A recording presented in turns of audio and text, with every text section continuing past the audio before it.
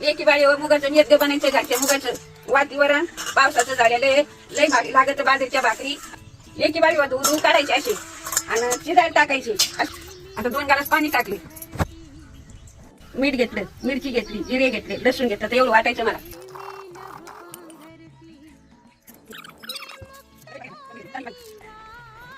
घ्यायचं जरशी म्हणून येतं टाकून शिंग टाकले त्याच्यात. आता थोडंसं पाणी टाकी असं हळू घेते.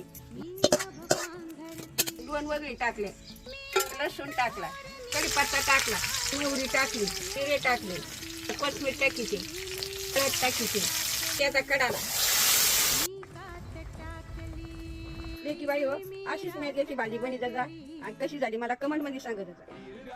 मग थोडे पहिल्याने भिजायला घाली भाजून काय करीत जाऊ नका, भाजून काळं पाणी येतंय काय सांगत.